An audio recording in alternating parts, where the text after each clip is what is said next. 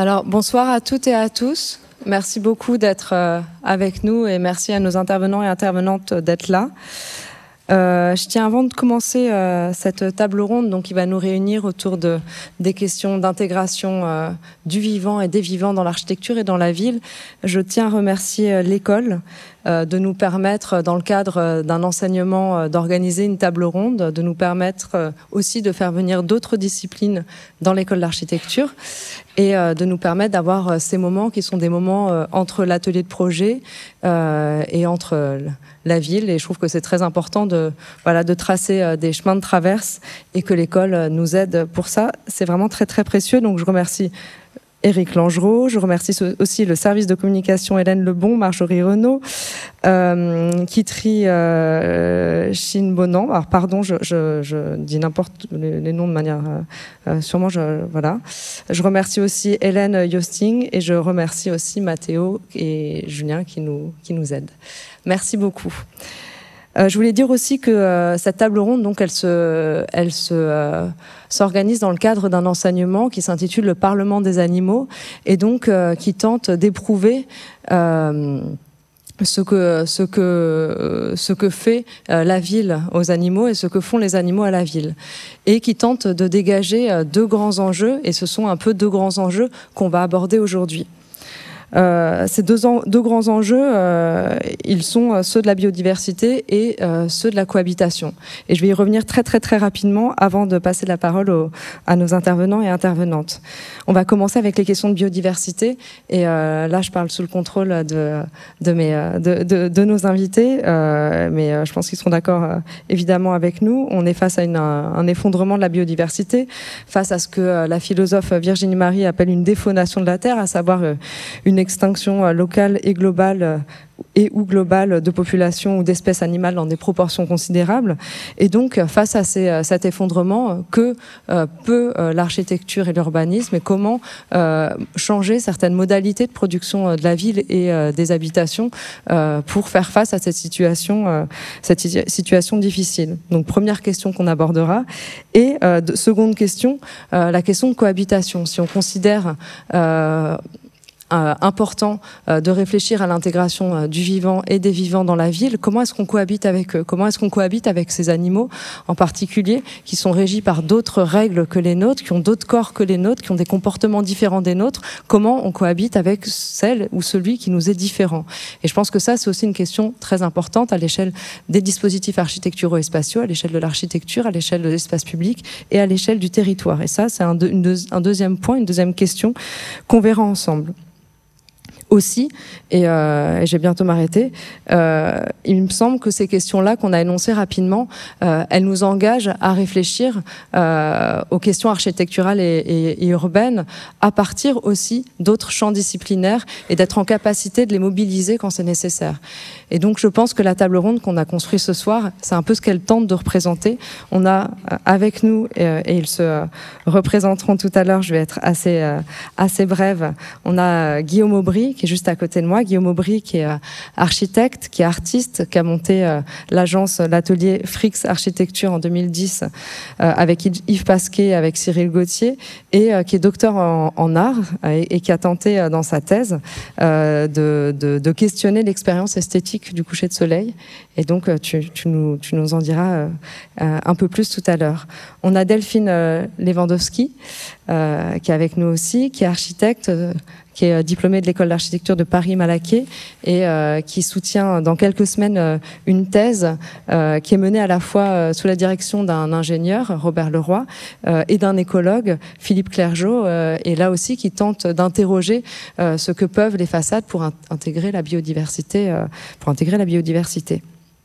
Et on a Maxime Zouka, ornithologue, naturaliste, biologiste de formation, si je dis pas de bêtises, qui a travaillé au Muséum d'histoire naturelle de Paris et qui est auteur de nombreux ouvrages absolument passionnants, de nos ouvrages naturalistes et notamment un atlas des oiseaux nicheurs qui est vraiment très très très intéressant. Et donc l'enjeu de cette table ronde, c'est aussi de montrer qu'il y a une nécessité d'entrecroiser des savoirs d'ornithologues, d'architectes artistes, d'architectes écologues, d'architectes enquêteurs, de paysagistes, pour comprendre la complexité de cette question de l'intégration des vivants dans la ville. Donc merci à vous trois d'être avec nous.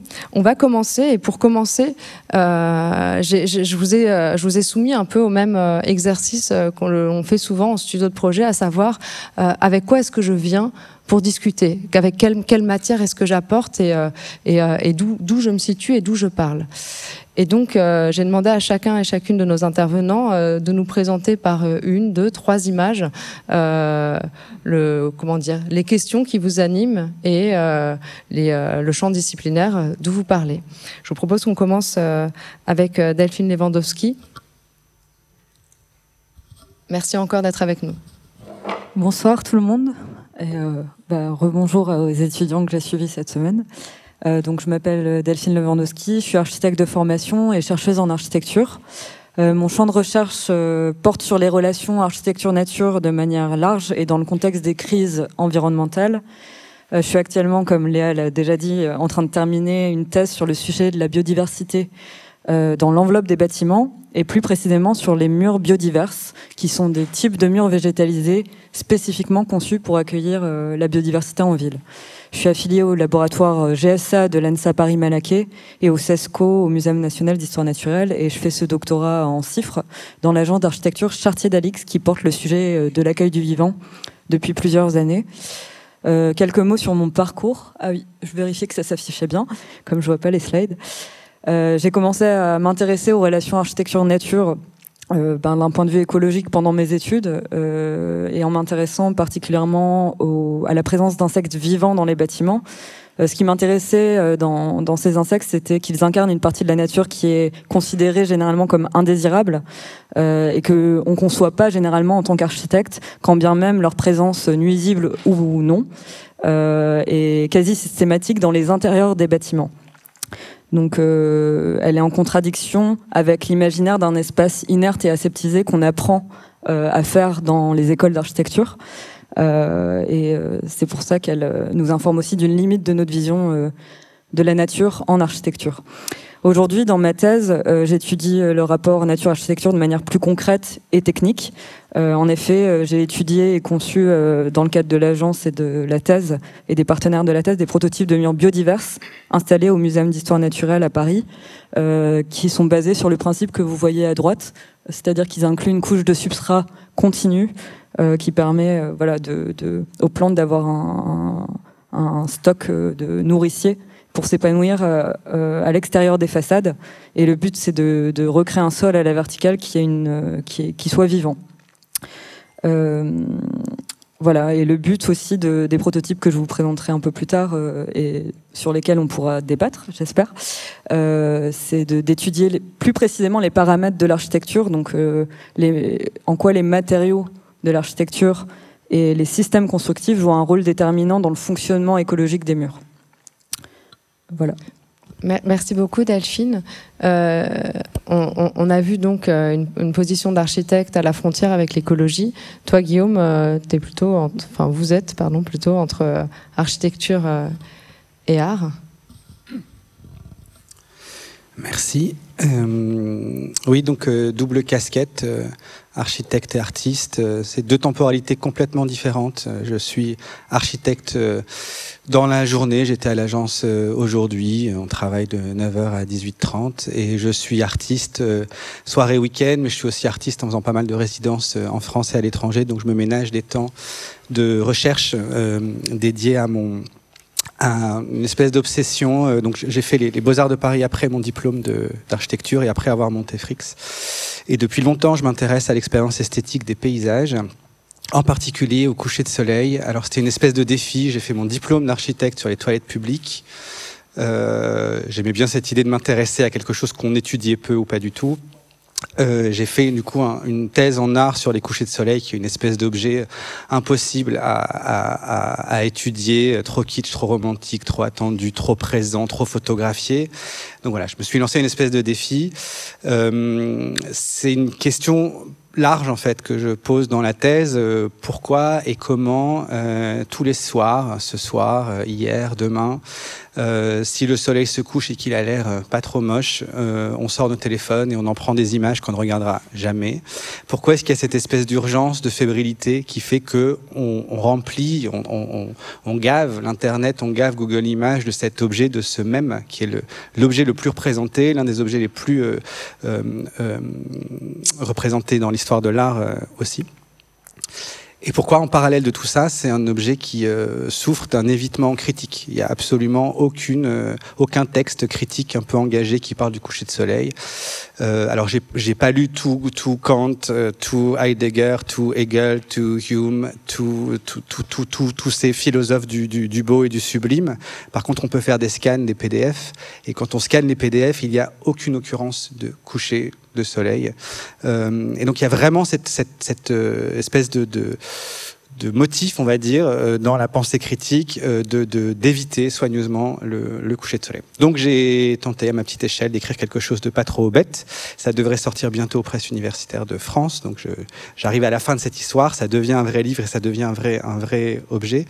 Et ça pose des questions, on en discutera peut-être à la fin de où on regarde, en fait, de questions de perception. Est-ce qu'il y a coucher de soleil quand un être vivant, non doué, a priori de capacité d'analyse esthétique, est en train de regarder l'horizon? C'est un peu la question de est-ce que l'arbre fait du bruit dans la forêt quand il n'y a personne pour l'écouter? Voilà, c'est des questions un peu existentielles qui m'animent, que je trouve d'autant plus intéressantes à étudier dans un monde en feu, le monde qui est le nôtre aujourd'hui. Tout brûle autour de nous en permanence. Il y a des questions comme ça qui nous renvoient au temps long de l'humanité qui m'intéressent particulièrement. Voilà. Petite image, mais on va en discuter après. Donc c'est ce que vous avez vu juste avant.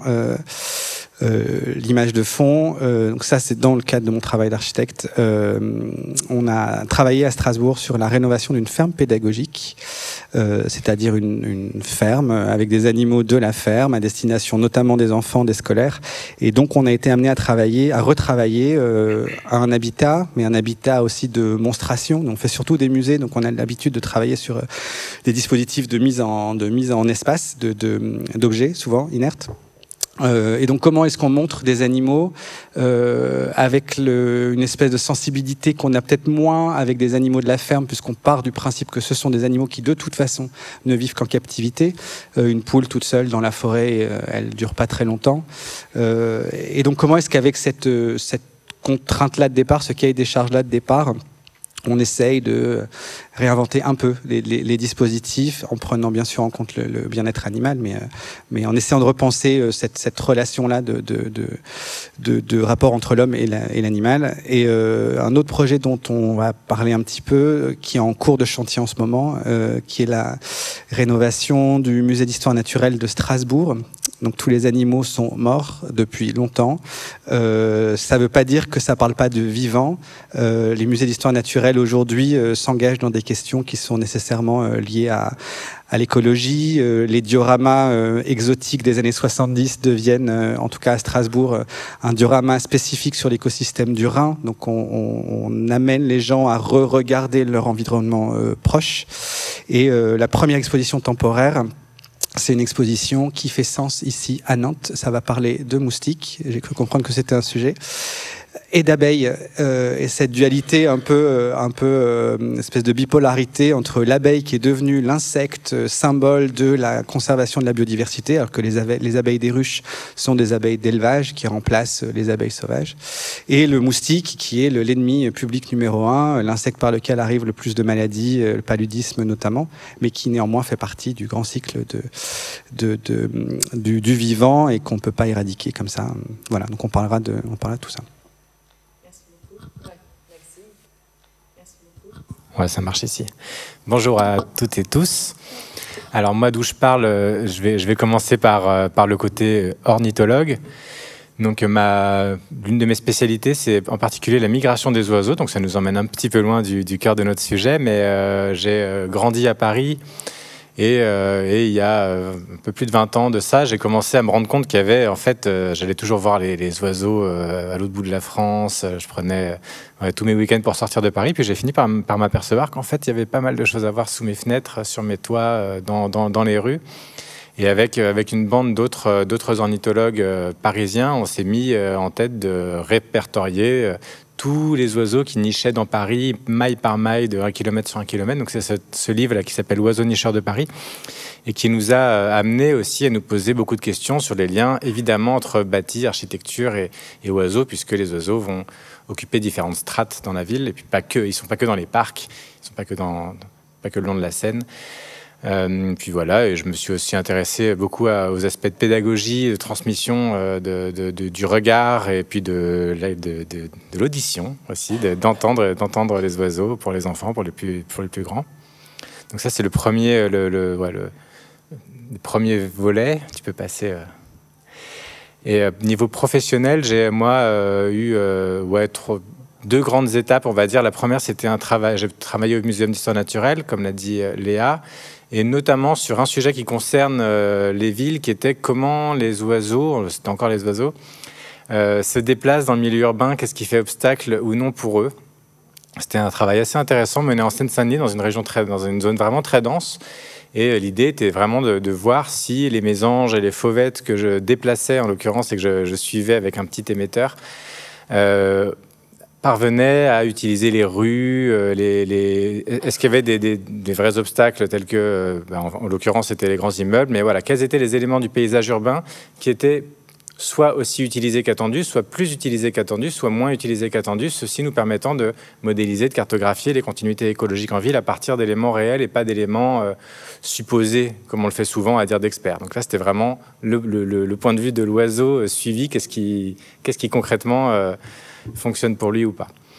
Et attends, je vais continuer aussi juste sur l'autre truc. Et après le muséum, j'ai travaillé à l'Agence régionale de biodiversité en Île-de-France, plein d'études différentes, mais dont une notamment qui peut vous intéresser, qui était sur la biodiversité des toitures végétalisées. Donc là, ça ressemble pas mal au travail sur les façades. Et l'idée étant de comparer, on a travaillé pendant 3 ans sur un ensemble de plus de 30 toitures à Paris et proche banlieue, sur l'accueil pour les pollinisateurs sauvages, pour les arthropodes du sol, les plantes, un peu les oiseaux, et comparer les différents systèmes, notamment de toiture. Et puis j'ai aussi travaillé à la LPO, la Ligue pour la protection des oiseaux, et notamment j'ai notamment bossé un petit peu sur le sujet de l'artificialisation des sols. Donc ça, c'est pour le volet pro. Et puis maintenant, maintenant je travaille en tant qu'écologue. Tu peux passer en tant qu'écologue indépendant. Et là, j'ai pas mal de champs différents, mais qui peuvent recouper un peu encore le côté urbain, dans le sens où je travaille sur des sujets de réensauvagement. Et en l'occurrence, c'est du réensauvagement de milieux agricoles. Donc il y a un autre habitat très anthropisé, très dégradé d'un point de vue du vivant, comme l'est le milieu urbain. Donc on retrouve des similitudes, en tout cas d'approche et de réflexion sur les compatibilités entre usages, les questionnements du contrôle, ce genre de choses.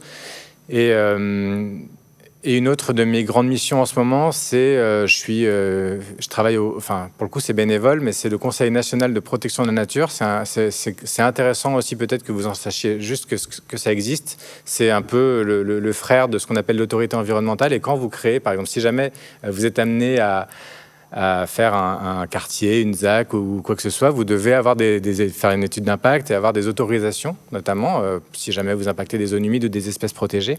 Et ces autorisations, elles passent devant notre conseil qui va délivrer un avis pour que les services de l'État ensuite puissent choisir si oui ou non ils délivrent la dérogation espèces protégées. Donc du coup, on voit passer pas mal de projets urbains, notamment. Et leur compatibilité avec les enjeux de biodiversité sont cruciaux maintenant dans l'évaluation de ces projets par les services de l'État. Voilà. Et sinon, je ne vais pas m'étendre sur le reste parce que ça fera long. Merci beaucoup à vous trois de vous être prêtés à cet exercice. Alors, je l'ai évoqué tout à l'heure, il y a 3 questions qu'on va aborder. Les enjeux écologiques à l'échelle de la ville, puis à l'échelle de l'architecture, et enfin les enjeux de cohabitation. J'ai proposé à nos intervenants et intervenantes à chaque fois d'avoir des majeurs et des mineurs, à savoir que sur chaque enjeu, chacun des enjeux, l'un de nos intervenants prendra la parole de manière plus ample. Et on va commencer avec les enjeux de biodiversité à l'échelle de la ville et on va commencer avec Maxime, on va poursuivre avec Maxime pour interroger déjà les contraintes qu'on peut identifier, les leviers à activer, les dispositifs à mettre en place, que ce soit à l'échelle du territoire, à l'échelle d'un quartier, à l'échelle d'un espace public. Et on va commencer avec un panorama un peu plus général avant d'aborder les questions de continuité avec Delphine. Pour toi, quels sont les points, les leviers que nous autres, architectes et urbanistes, on peut activer pour penser cette question de la biodiversité en ville?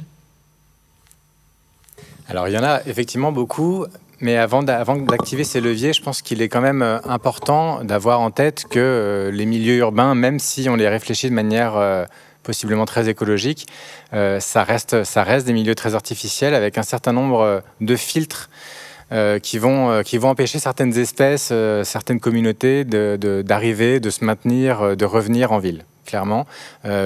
Vous aurez beau mettre tout l'effort que vous pouvez en tant qu'architecte ou que paysagiste, vous ne verrez pas des lynx fréquenter le parc magnifiquement géré, parce que simplement c'est trop petit. Il y a un premier filtre en ville qui est un filtre sur la taille des espaces qui ne vont pas convenir à toutes les espèces. Il y a un filtre qui est évident aussi, c'est la possibilité de traverser la matrice urbaine, les infrastructures, les grandes autoroutes qui ceinturent généralement nos villes. C'est celui de la fragmentation, donc typiquement des animaux qui ne volent pas, des insectes, mais aussi des amphibiens. Vous pourrez faire une magnifique mare en plein dans votre aménagement. Si les grenouilles et les tritons ne peuvent pas les rejoindre parce qu'elle est ceinturée de routes, eh bien, elles n'arriveront jamais. Donc ce filtre de la fragmentation, il est fondamental en ville, d'où la réflexion sur les continuités dont on parlera. Attends, non, je veux bien encore un tout petit peu... Il y a un autre filtre important, c'est évidemment celui de la chaleur. Et là, pour le coup, c'est parfois un filtre bénéfique qui va attirer des espèces thermophiles, des espèces qui sont souvent plus méridionales, qu'on peut retrouver en ville. La dynamique, c'est-à-dire qu'en fait, ce sont rarement des milieux qui durent longtemps. Il y a beaucoup de changements, donc beaucoup de renouveau. Donc, c'est des espèces pionnières qui sont plus favorisées par les villes. La question de l'hétérogénéité des habitats, hein, pareil, c'est pas un milieu, ça va pas attirer des espèces spécialistes des milieux agricoles, par exemple. Hein, on n'est pas sur un milieu agricole unique, même s'il y a quelques jardins. Donc, c'est des espèces qui sont capables de composer entre des habitats assez variés. Du coup, c'est souvent des espèces ubiquistes ou généralistes. Et enfin, le dernier filtre, c'est évidemment celui des pollutions. Et en particulier, il y a une pollution qui est importante en ville et auquel on ne pense pas parce que ce n'est pas celle qui touche l'homme, mais c'est les pollutions aux nitrates. En fait, on est dans des milieux très riches, ne serait-ce que par la pisse de chien, par exemple. Et du coup, sur les parterres, les pelouses, ce sont des espèces nitrophiles qui vont pousser. Et donc, toutes les espèces végétales qui affectionnent les milieux pauvres, oligotrophes, on dit, sont absentes des villes alors qu'on a des espèces de milieux eutrophes. Donc là, voilà, ça, c'est un peu les grandes règles de l'écologie et de la biodiversité qu'on trouve urbaine et qui conduit finalement à une forme d'homogénéisation biotique des espèces en ville. Et ce qui fait aussi que d'une ville à l'autre, même à l'autre bout de l'Europe, on va avoir des communautés d'animaux assez proches, alors que si vous comparez une forêt de France et une forêt de Suède, elles seront assez différentes. Mais par contre, une ville de France et une ville de Suède seront très proches d'un point de vue de la communauté, des écosystèmes qu'on y trouve. Je dirais le premier levier, la première règle en matière d'aménagement, d'architecture à l'échelle d'une ville, d'un quartier, c'est d'arrêter au maximum d'empiéter sur des milieux non artificialisés. C'est vraiment le truc qu'on n'a pas fait pendant des décennies. Et maintenant, de toute manière, on va avoir une injonction à le faire puisque la loi climat et transition de 2021 l'impose. Et là, ça vient d'être renforcé par la loi sur l'accompagnement du zéro artificialisation net de juillet dernier. Mais l'idée, c'est de plus arriver à ces grandes zones de quartiers résidentiels sur les champs parce que c'est plus simple, parce que c'est moins cher. Maintenant, de toute manière, voilà, ça va être compliqué. Et donc l'idée, c'est au maximum soit de travailler sur des espaces déjà artificialisés mais sous-utilisés. Je vous ai mis un exemple en haut, mais il peut y en avoir plein. Mais alors maintenant, ces milieux-là, il commence à y avoir plein de pressions diverses, enfin, en tout cas plein d'envies, soit pour faire de la restauration écologique, soit pour mettre des quartiers, soit pour mettre des énergies renouvelables. Donc le réservoir finalement de milieux artificiels non bâtis n'est pas si élevé. Et donc l'autre gros enjeu, c'est évidemment de réfléchir à des formes de densification urbaine qui soient appétissantes, avenantes. Et puis aussi de penser dès le début à la désartificialisation des espaces non qui paraissent pas essentiels. Là, je vous ai mis un exemple à Aubervilliers, donc près de chez moi, en banlieue très dense. Et c'est un ancien parking, qui n'était pas forcément indispensable et qui a été dépavé. Et à droite, la photo, là, il est maintenant jardiné en lien avec les habitants en plus. Et ça fait partie des rares réalisations en France qu'on a de vraiment renaturation sur désartificialisation. Mais ça aussi, c'est un enjeu qui peut en plus permettre du coup d'artificialiser à côté, puisque le but, c'est le zéro artificialisation nette. En France, on a 10% de zones, quasiment 10% de zones qui sont artificielles. J'ai juste une question avant qu'on poursuive, d'une forme de paradoxe qu'on pourrait identifier avec... je ne sais pas si tout le monde est familier avec cette loi, ce qui fait que, en gros, si je ne dis pas de bêtises, à partir de 2050, on ne pourra plus du tout artificialiser le sol, ce qui est très bien. Et en même temps, il y a quelques semaines, il y a eu un grand événement de conseil de la refondation du logement qui a donné lieu à plein de directives, enfin peu de directives d'ailleurs, autour de la question du logement. Et il y a eu une grande introduction par François Bayrou, qui disait, bon, avec le ZAN, zéro artificialisation nette, on ne pourra plus artificialiser les sols, mais ce qui est très bien, c'est qu'on a identifié toutes les friches et qu'on va pouvoir construire des logements dans les friches. Et en fait, le ZAN, c'est très très bien, sauf que, et là, je fais appel à tes compétences, et il ne faut pas dire qu'il faut... plus faire de logements et laisser toutes les friches telles qu'elles sont. Mais néanmoins, les friches, c'est aussi des réservoirs de biodiversité. Or, il y a des terrains agricoles qui ont des sols en très mauvais état. Est-ce que c'est pas absurde d'aller identifier toutes ces friches et d'aller condamner une partie de ces friches qui participent à rendre aussi la ville un peu plus vivante qu'elle ne l'est? Est-ce qu'il n'y a pas une complexité des situations qui est plus grande qu'une application comme ça assez simpliste de cette loi qui va donner lieu à la destruction d'une biodiversité très riche dans ces délaissés ou dans ces friches, ou comme je ne sais pas quel est le bon terme approprié.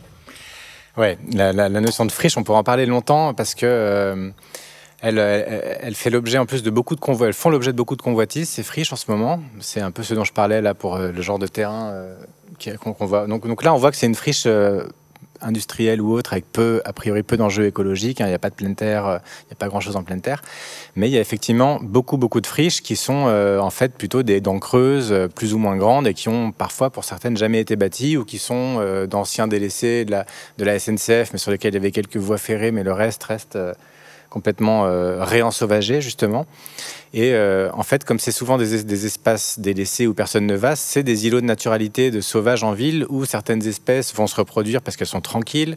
On va y trouver les fouines, les renards, on va y trouver certains... C'est là que spontanément repoussent des buissons. Bref, c'est l'espace du non contrôlé, quoi. Et du coup, c'est l'espace du possible et des libertés. Donc effectivement, d'un point de vue de l'écologie urbaine, dire qu'il faut absolument densifier toutes ces friches, ça serait une erreur.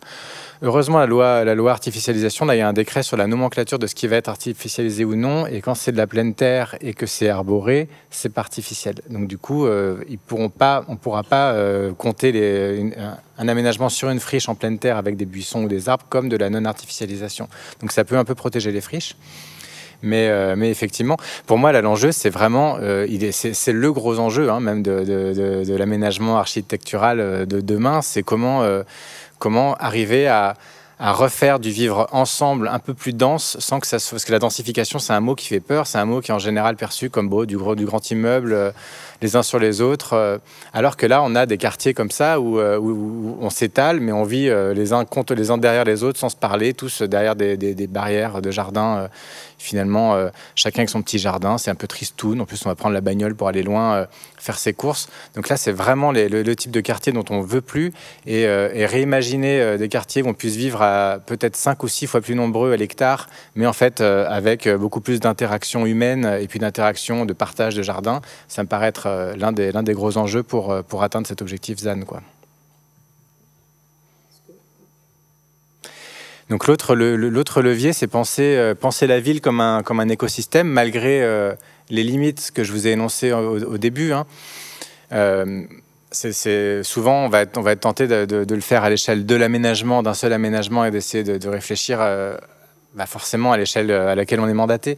Et c'est pour ça que c'est peut-être aussi une échelle qui s'adresse plus aux collectivités. Mais néanmoins, même quand on a un projet architectural, dézoomer, comprendre qu'est-ce qui fonctionne, qu'est-ce qui se passe à l'échelle de la ville, penser le cycle de l'eau, penser les continuités écologiques, penser les questions évidemment de services écologiques aussi en ville, notamment les questions d'ombrage, de lutte contre les îlots de chaleur, de captation des eaux de pluie, et des questions aussi d'accès à la terre pour les habitants, de jardinage. Voilà, cette multifonctionnalité sur laquelle je vais revenir. Mais comme ce schéma il est assez bien fait, je voulais quand même vous le mettre. Mais donc là, je zoome sur deux aspects en particulier. Je vous ai parlé des continuités écologiques, ce qu'on appelle les trames vertes et bleues. Je ne sais pas si vous êtes familier de ce genre de concept. Mais voilà, c'est des choses qui se pensent, qui s'inventent à l'échelle de la ville. Ça permet, l'idée de ces trames vertes et bleues, c'est de favoriser le déplacement des individus, mais aussi du coup la possibilité pour eux de venir coloniser la ville, de pouvoir en partir, parce qu'il faut aussi imaginer un moment que dans un parc, le nombre d'oiseaux qui se reproduit, il n'est pas infini. Donc les oiseaux qui naissent, ils doivent pouvoir repartir du parc et aller ailleurs, sortir de la ville potentiellement. Donc il faut penser les déplacements dans les deux sens, absolument. Et au contraire, on a eu tendance en ville à vouloir cacher ces continuités, à cacher la nature pendant un bout de temps. Je vous ai mis l'exemple en haut, par exemple, d'une rivière souterraine qui avait été complètement recouverte de béton par des passages. Donc là, elle a été réouverte. Là, on est à Sarcelles, dans le Val d'Oise, c'est le Petit Rhône. Et vous voyez le avant-après, c'est assez spectaculaire. Il y a évidemment les continuités, on pense souvent à des haies. Mais il y a tout l'aspect ensuite de mettre des haies, c'est une chose, mais ensuite quel type de haie à gauche, là c'est sur le parvis de la gare Montparnasse, une haie, et là j'étais passé l'autre jour, elle est déjà pas bien étroite, elle doit faire 30 cm, mais elle était encore taillée pour faire encore moins, parce qu'il fallait surtout pas que ça dépasse les 30 cm. Donc là, évidemment, on est dans des visions de surcontrôle du végétal en ville. Et donc c'est aussi s'émanciper de ces visions paysagistes à la française où on veut que tout soit au cordeau, que tout soit parfaitement propre entre guillemets, et aller vers un peu plus de lâcher. Et puis il y a une notion, là je vous ai mis aussi un exemple de haie. Là on est sur un nouveau quartier, et c'était une haie qui était réglementairement obligatoire dans le cadre de mesures de réduction des impacts. Donc ils devaient sur l'arrêté préfectoral mettre en place des haies, mais voilà, c'est juste 3 petits bosquets pareil, extrêmement entretenus. Et puis voilà, la question à laquelle on pense moins, c'est celle de la continuité dite brune. Les trames brunes, c'est la continuité de la terre, et notamment des espèces qui vivent dans la terre. C'est-à-dire que si vous avez toujours des arbres comme ça en pot entre guillemets dans le long des trottoirs, jamais un ver de terre ne va arriver à coloniser votre pied d'arbre. Et même pour les champignons mycorhiziens qui sont importants pour le fonctionnement, pour la vie d'un arbre, c'est compliqué. Et donc ces continuités brunes, elles commencent aussi à être réfléchies, et elles sont même assez indispensables. Une autre notion que je voulais vous présenter, c'est celle de l'hospitalité active. Donc, c'est-à-dire, on peut attendre que les espèces reviennent d'elles-mêmes, mais c'est bien de donner des coups de pouce et évidemment donc de favoriser le retour des espèces animales, végétales, fongiques qu'on cible dans une ville, et penser la multispécificité et la multifonctionnalité qui inclut évidemment l'humain en tant qu'espèce utilisatrice de ces espaces, avec des jardins à gestion dite différenciée ou écologique, dans laquelle on va avoir des espaces pour se prélasser, faire la sieste, discuter, mais aussi des espaces beaucoup plus ensauvagés. Là, je vous ai mis un exemple qui est le jardin des Grands Moulins à Paris. Bon, je suis d'origine parisienne, du coup, j'ai plus d'exemples parisiens, mais ce jardin-là, il remplit assez magnifiquement ce rôle, et c'est un jardin assez nouveau. Ils ont un peu raté l'aspect gestion des eaux pluviales qui devait renflouer une petite zone humide, donc il y a encore de la technicité, de l'ingénierie à acquérir, mais la réflexion est là. Justement, en termes de gestion des eaux pluviales, là je vous ai mis un exemple pour le coup en Suisse, à Berne, qui vise à la fois limiter tous les écoulements d'eau pluviale qui vont ensuite qui vont se concentrer dans les réseaux, et en cas d'orage potentiellement les faire déborder, polluer les rivières. Et en fait, on peut faire d'une pierre deux coups, faire une zone humide aussi hospitalière pour le vivant, et pas avoir cette question des surplus d'eau d'orage qui engorgent nos réseaux.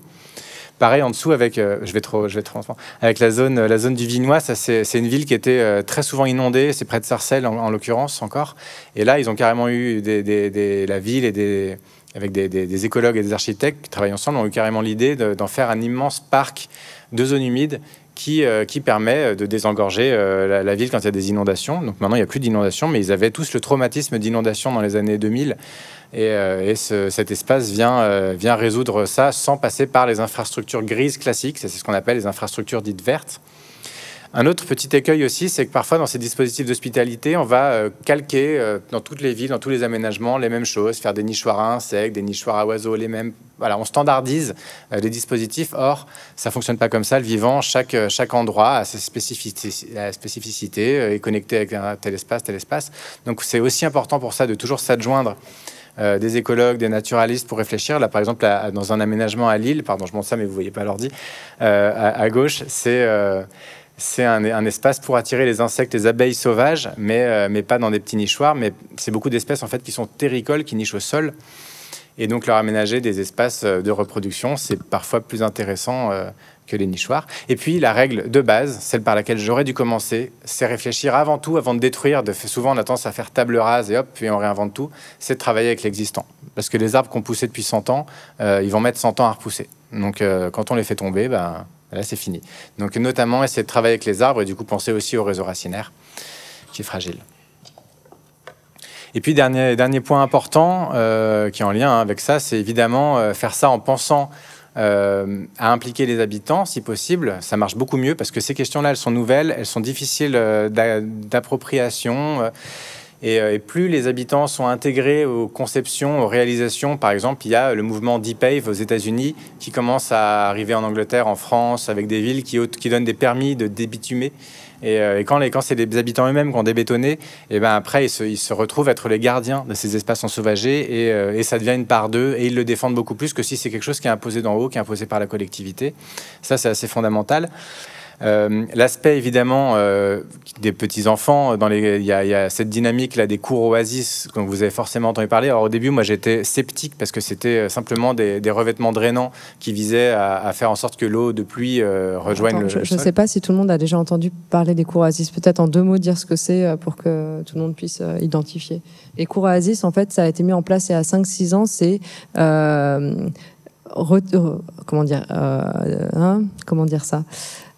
désartificialiser les cours dans un but écologique à la fois, dans un but de pédagogie aux vivants et aussi dans un but de dégenrer aussi un espace de cours qui est souvent beaucoup plus, en tout cas en termes de dimension, attribué aux petits garçons. C'est ça, hein, carrément. Et donc voilà, après, ça dépend des cas. Parfois, il y a vraiment juste ce travail sur le sol qui est fait, mais parfois, il y a aussi l'intégration d'une dimension pédagogique qui est plus rare, mais qui existe aussi. Ça a commencé à Paris. Et c'est d'autant plus intéressant que là, on prend de plus en plus conscience que tous ces systèmes de domination de l'humain sur la nature, domination de l'homme sur la femme, domination du blanc sur d'autres, enfin que tout ça est quand même très, très relié. Et du coup, penser à entrecroiser ces notions dès l'école, à réinterroger ces systèmes de domination, c'est important. Et ces cours oasis, maintenant, ça c'est un exemple parmi d'autres, hein, mais évidemment, quand on commence à relier les enfants au sauvage, on a plus de chances d'avoir éduqué, entre guillemets, le regard et l'ouïe et tout le reste à ce qui se passe autour de nous. Et que du coup, on ne fera pas derrière des humains qui ont juste envie de tout détruire sans le moindre affect.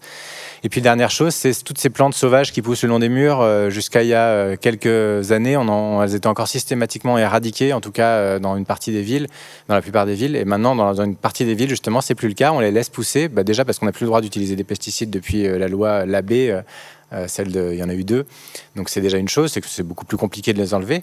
Et puis en plus, ça permet, finalement, ça ouvre aussi un regard sur ces incroyables capacités de certaines espèces à s'enraciner dans les trottoirs, à aller fouiller dans les rares interstices qui existent.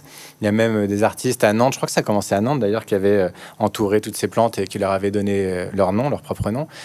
Et pour s'intéresser à ça, le sujet aussi auquel on peut penser quand on fait un aménagement, c'est imaginer des dispositifs ça peut être de sciences participatives ou en tout cas d'observation du vivant, ça peut être des parcours.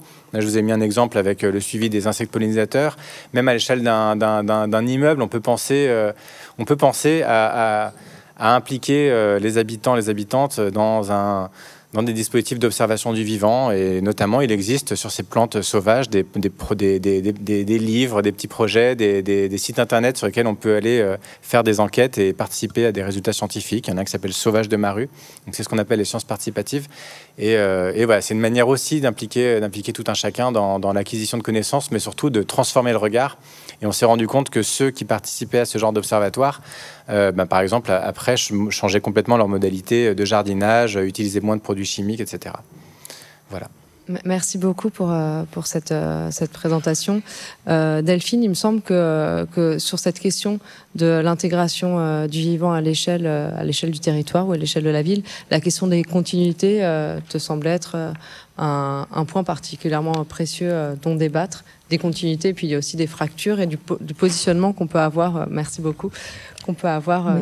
Oui, j'ai choisi de présenter ce diagnostic des corridors écologiques de la métropole de Nantes, qui date de 2015, donc j'imagine qu'il y a eu des évolutions depuis, mais c'était pour contextualiser avec l'endroit où on se trouve. Donc cette carte, elle présente la trame verte et bleue, la métropole de Nantes. On y voit des grands réservoirs de biodiversité qui sont les poches de nature les plus fonctionnelles pour le vivant, et on voit aussi les corridors écologiques qui les relient, avec une forme de hiérarchisation.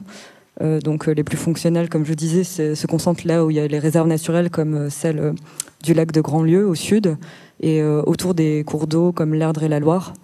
Donc ces différents corridors écologiques, tu l'as déjà dit, du coup, mais je répète un peu, ou je rejoins en tout cas ce que tu as dit, parce que je pense que je me suis vraiment intéressée à ce sujet, en tout cas dans ma pratique d'architecte. Ont des fonctions différentes pour les espaces qui traversent le territoire, d'habitat, de ressources, de circulation ou paysagers, soit tous à la fois, c'est les plus fonctionnels, soit l'un ou l'autre. Je cite le rapport. Et à l'intérieur de ces corridors, on a des habitats qu'on appelle habitats relais, qui ont été identifiés et qui met en évidence en fait l'importance de ces petits habitats relais au sein d'un corridor pour la préservation de la faune et la flore recensés dans le rapport. Mais cela permet aussi de montrer des manquements. Ce qui m'intéressait sur cette carte, c'est qu'on voit des petits points rouges et oranges. Alors je ne sais pas si vous les voyez, qui montrent en fait des franchissements, des obstacles de franchissement qui empêchent certaines espèces d'animaux de circuler et d'accéder donc à de la ressource, à un habitat, etc. Enfin de vivre de manière épanouie. Et à titre d'exemple, voilà, il y a la loutre d'Europe qui est menacée dans la région, qui fait l'objet d'un plan loutre à Nantes, qui vit le long des cours d'eau et des berges et qui est souvent tuée par collision au niveau des ponts et des routes qu'elles ne peuvent pas franchir. Donc il y a des étudiantes qui ont travaillé sur la loutre, mais vous verrez demain du coup le résultat. Et en tant qu'architecte, il faut être conscient que ces petits points rouges et oranges, ça peut être aussi des bâtiments ou des endroits qu'on conçoit. Et il faut s'approprier justement les connaissances de naturalistes comme Maxime ou d'autres qui produisent en fait ces diagnostics. Même pour des petits projets, il faut dézoomer pour voir à l'échelle du territoire en fait si notre bâtiment il peut pas être constituer un habitat relais. Voilà. Je pense que j'ai... Merci beaucoup. Et puis, on pourra en reparler à la fin, mais ces questions de continuité et de fracture, elles nous invitent aussi à penser à un modèle de société que l'on veut ou pas avoir, à savoir penser des mécanismes de compensation, des dispositifs de compensation. On parlait des écoducs ou des écoponts qui permettent, malgré les fractures du territoire par des autoroutes ou autres, à certaines populations animales de passer, mais de passer parfois plus difficilement ou autres.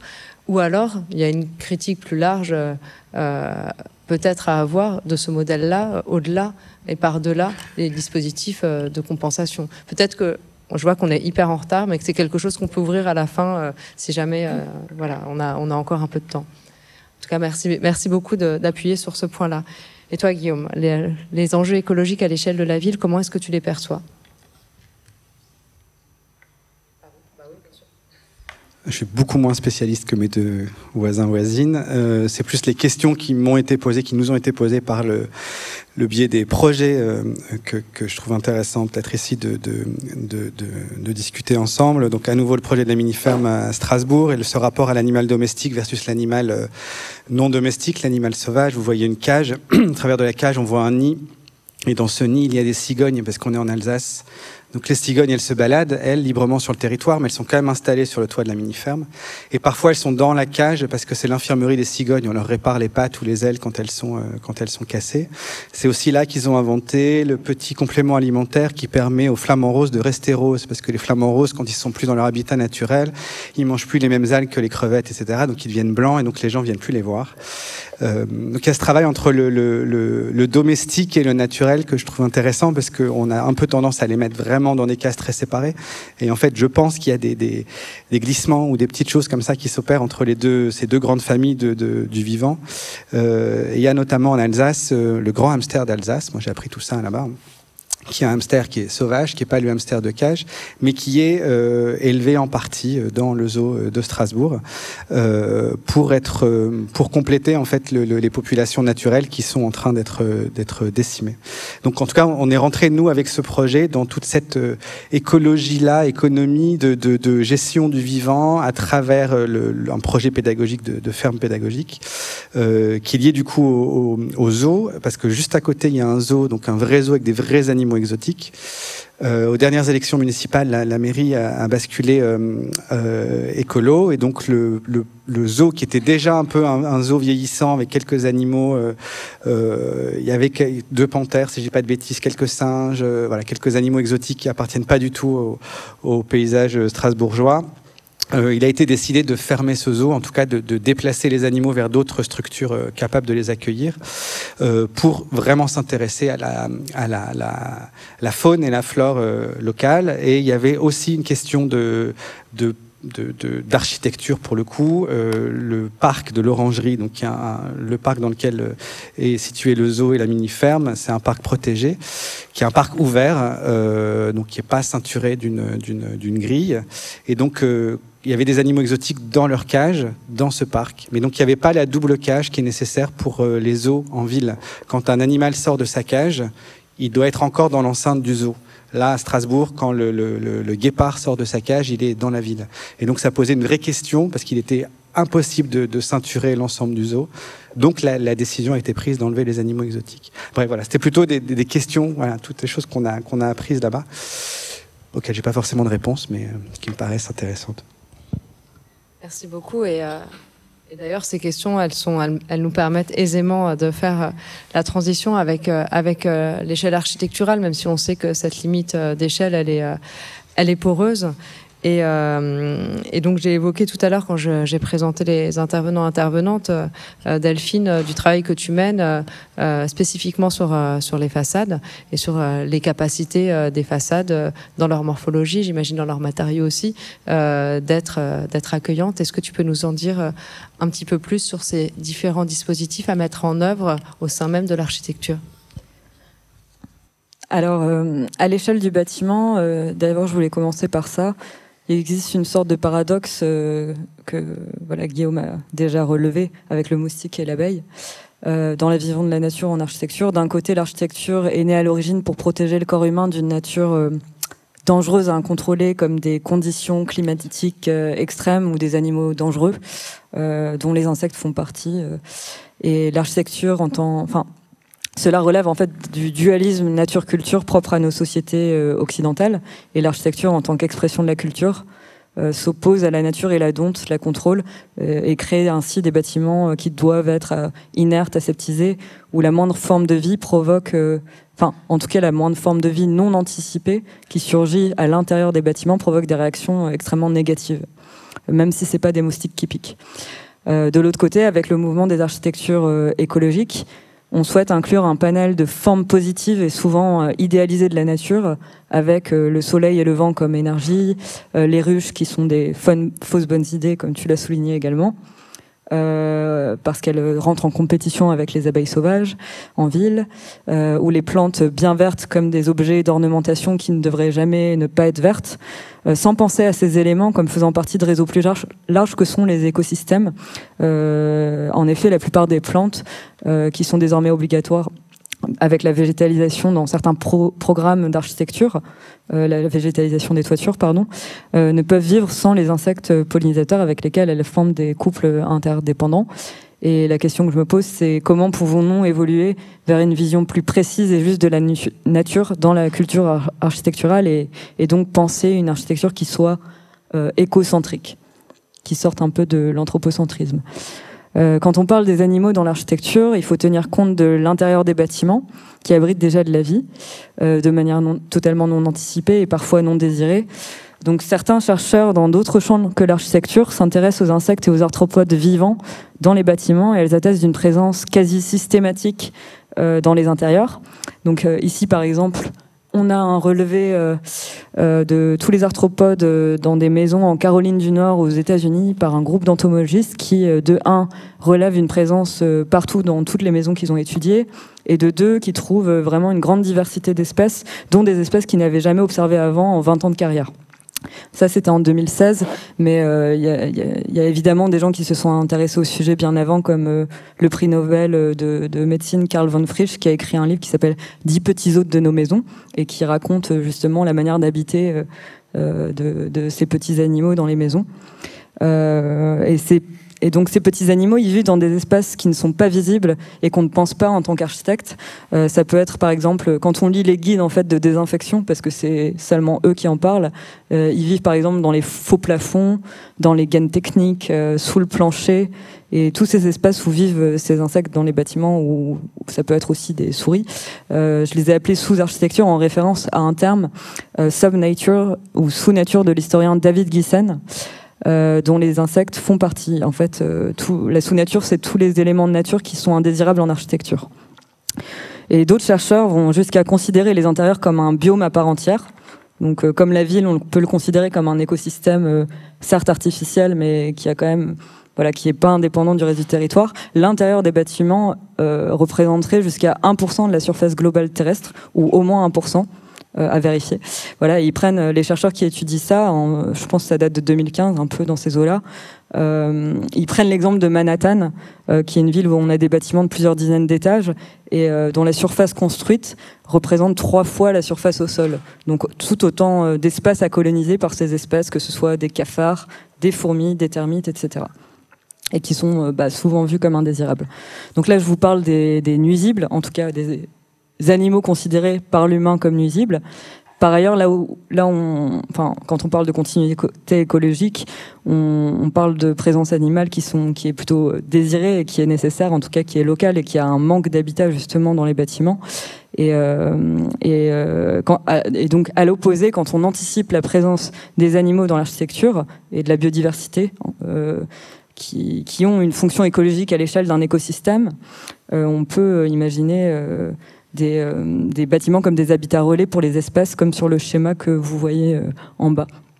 Et je vous ai mis l'exemple de l'école des sciences et de la biodiversité de l'agence dans laquelle j'ai fait ma cifre Chartier-Dalix, livrée en 2014, qui est un exemple qui revient souvent parce qu'il était assez précurseur à la fois dans sa manière dont il a répondu à la commande, mais aussi déjà dans la commande qui demandait en fait d'avoir un bâtiment paysager qui accueille la faune et la flore dans la ZAC du Trapèze à Boulogne-Billancourt, qui est le site des anciennes usines Renault, entièrement minérales. Il manquait vraiment un espace paysager, et là c'est un bâtiment qui combine en fait le programme d'une école et d'un gymnase avec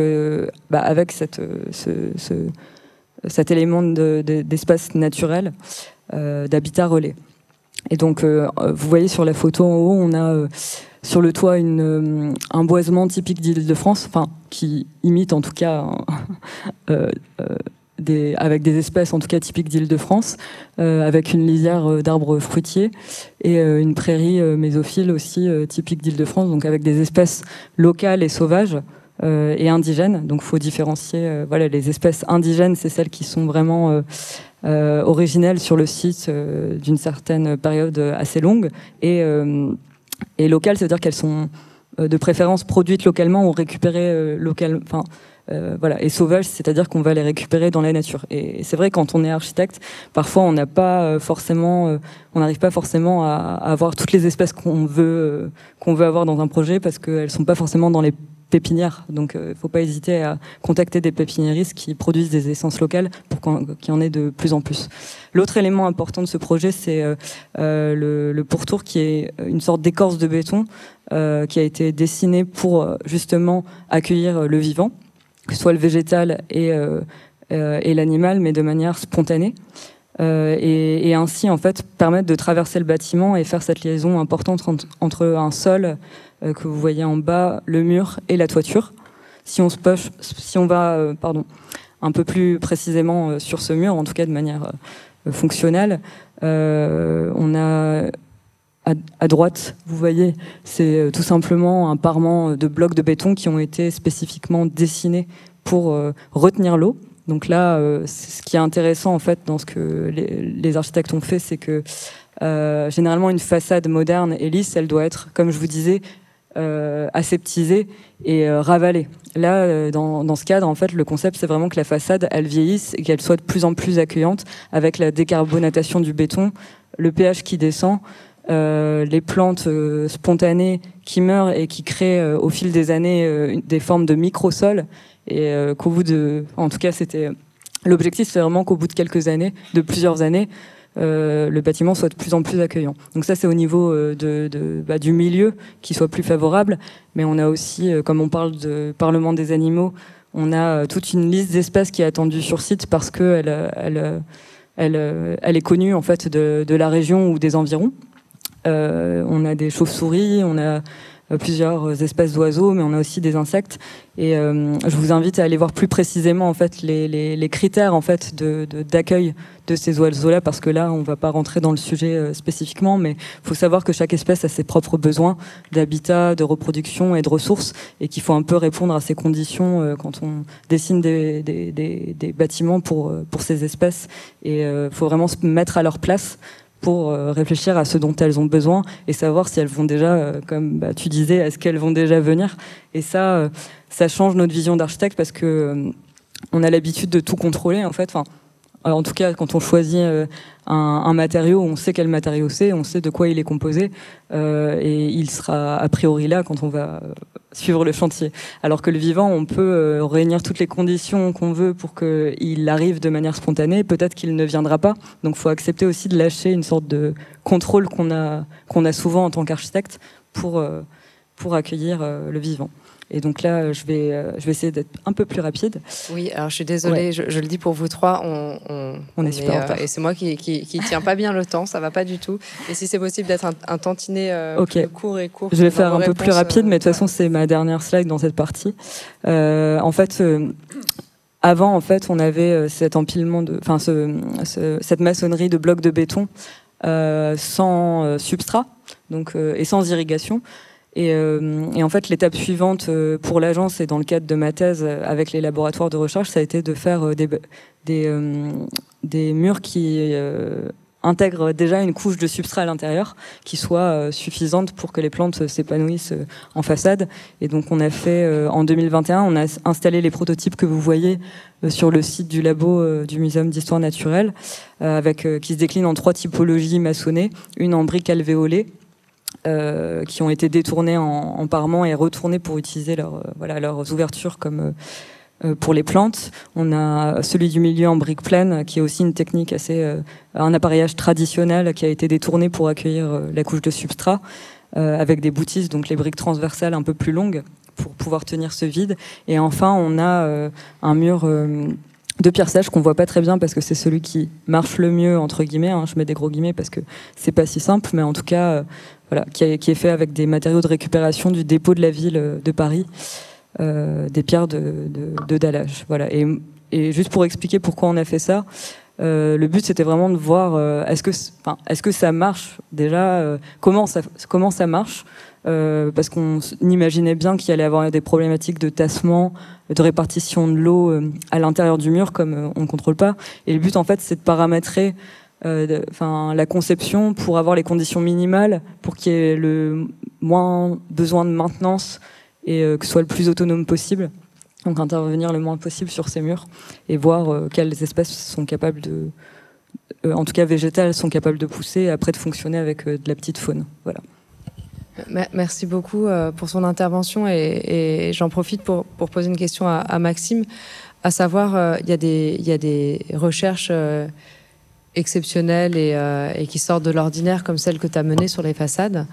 Mais aujourd'hui, avec les nouvelles réglementations énergétiques et thermiques, on assiste, et c'est très bien par rapport à des enjeux écologiques, énergétiques, pardon, à une généralisation de l'isolation thermique par l'extérieur, donc à savoir mettre une couche d'isolant à l'extérieur de la façade, et ça favorise de plus en plus des façades lisses, et donc des façades généralement quand même difficilement, on va dire, ouvertes aux vivants. Alors comment est-ce qu'on fait quand on n'est pas dans des situations comme celle qu'a décrite Delphine, où on peut faire des recherches longues et documentées et autres, et comment on fait pour l'architecture qui se construit aujourd'hui et qui se construit quand même avec de l'isolation, enfin avec souvent la laine de verre, avec qui produit des façades lisses, et comment est-ce qu'on fait avec cette manière de produire aujourd'hui les façades?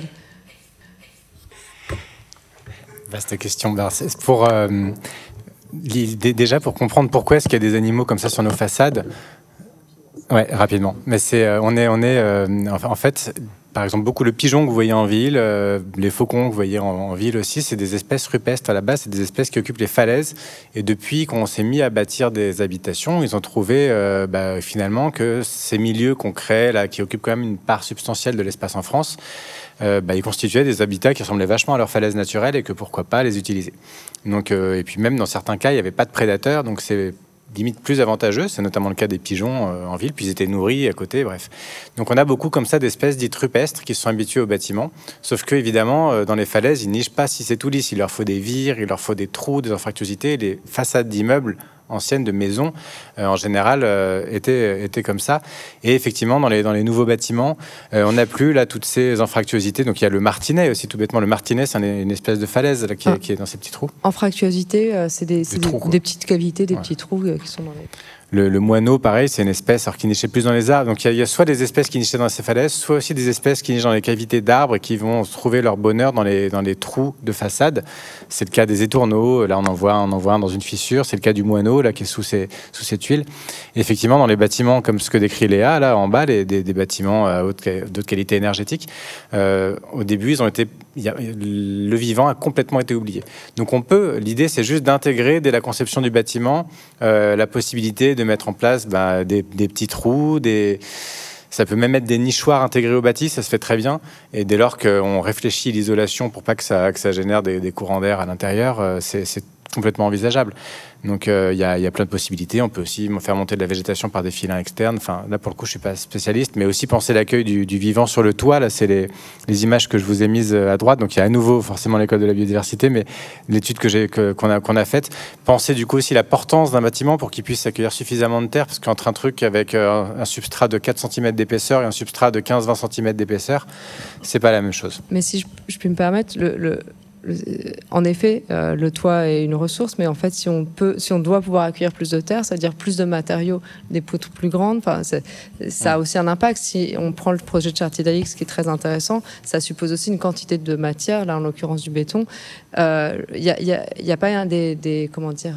Il y a tout un ensemble de paramètres et de curseurs finalement qui sont très compliqués et qui nous renvoient à une complexité qui nous échappe, parce que malgré tout, avoir des toits accueillants, ça suppose quelle quantité de matière par rapport à des toits qui ne sont pas accueillants. Avoir des façades telles que Delphine les a montrées et qui sont très intéressantes, qu'est-ce que ça nécessite comme matière et quel impact ça a par ailleurs? Ouais, non, mais ça, c'est essentiel. Et c'est vrai que le plus low-tech, c'est ce qu'il y a au milieu, c'est le mur de lierre, quoi. Là, pour le coup, le lierre, c'est haut. Alors, je te rejoins sur les toitures, hein. Mais déjà, une toiture, même avec 3-4 cm d'épaisseur, ça attire déjà pas mal de choses. Évidemment, plus il y a de substrat, mieux c'est, mais l'équilibre, il est à trouver entre les coûts et les bénéfices environnementaux, ça, c'est clair. C'est essentiel de réfléchir. Mais voilà, le lierre, nourrissez toute l'année. Au printemps, il y a les baies. À l'automne, il y a les fleurs. Enfin, en hiver, il y a les baies. Donc, pour les insectes, c'est un site de reproduction pour plein d'oiseaux. Donc là, en termes de low-tech, on ne fait pas mieux. Merci beaucoup. Et cette question des enjeux écologique, elle est à l'échelle, en effet, des dispositifs qui permettent d'accueillir le vivant. Est-ce qu'il y a aussi une dimension programmatique? Est-ce que, Guillaume, peut-être, dans l'exemple... Ah, pardon. C'est la dernière fois que je vous parle de ce projet, promis. Toujours le musée, la ferme pédagogique de Strasbourg, mais je trouvais cette image chouette, juste par rapport au sujet. Quand on a documenté le projet, on l'a fait à hauteur d'animaux. Donc on a une série de photographies à hauteur de cochons, à hauteur de lapins, à hauteur d'ânes, à hauteur de chèvres. Et on a aussi dû dessiner le poulailler dans la grande volière. Et donc, il fallait que les enfants puissent voir un moment les poules dans le poulailler.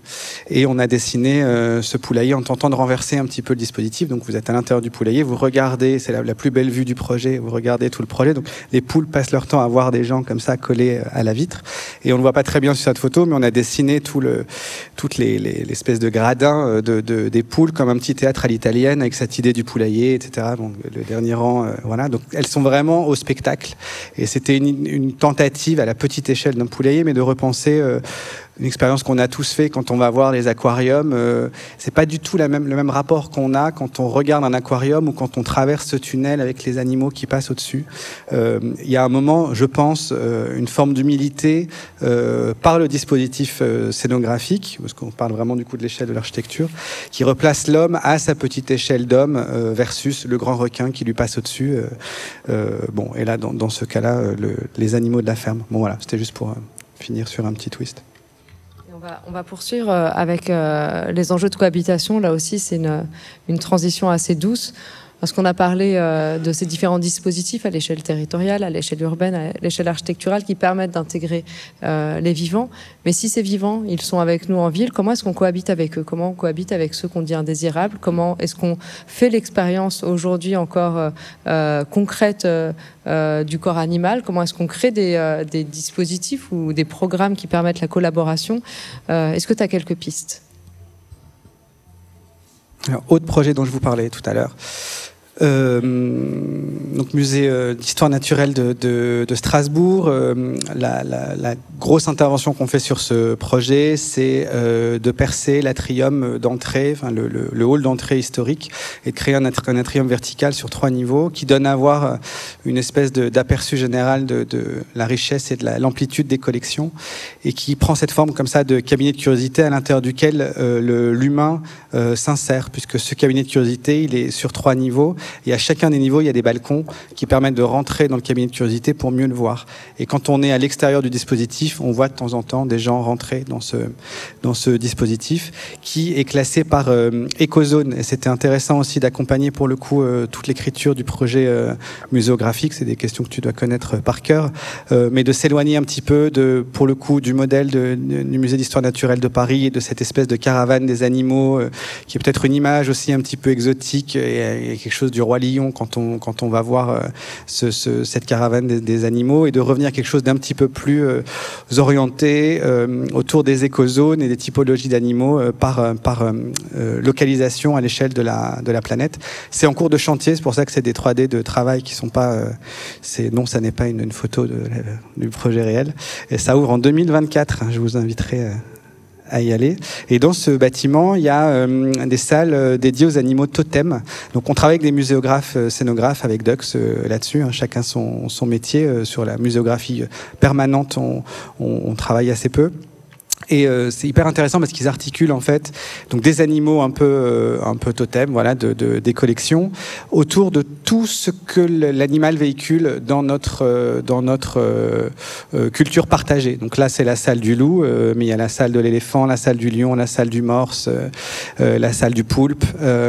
Et ça a l'air un peu bête comme ça sur le papier de dire oui, bon bah c'est la salle du loup, donc Pierre et le loup, donc la louve, la création de Rome, etc. Mais finalement, ça montre aussi à quel point l'animal est un objet de cristallisation, de grandes narrations qui sont liées à la fondation des villes, qui sont liées à l'organisation des villes. Donc il y a une espèce de juste retour de la place de l'animal dans la façon dont on appréhende l'architecture de manière générale. La dernière salle dont je vous parlais, qui était liée donc à cette bipolarité moustique abeille, c'est la seule salle qui est vraiment blanche avec de la lumière naturelle. Le problème de ces collections, c'est qu'elles sont très fragiles. Donc on doit maîtriser la lumière à 50 lux. On est vraiment dans le noir partout. Tout est très, très, très fragile. Et donc c'est le seul espace où on a un peu de lumière naturelle, donc l'espace du laboratoire, où sont donc présentés des moustiques qui seront eux vivants, les seuls animaux vivants du musée, quelques abeilles aussi qui seront vivantes. Et je trouve en tout cas que c'est une perspective hyper intéressante de ces musées d'histoire naturelle, dont on a l'impression qu'ils ne présentent jamais que des animaux morts, qui s'empare en fait aujourd'hui d'enjeux qui nous projettent en fait dans un futur proche ou lointain. Il y a juste après une galerie des animaux disparus. C'est assez triste, elle est relativement modeste aujourd'hui, mais elle est vouée à grandir. En gros, à chaque fois qu'un animal disparaît, on le déplace des collections et on le met dans la galerie des animaux disparus.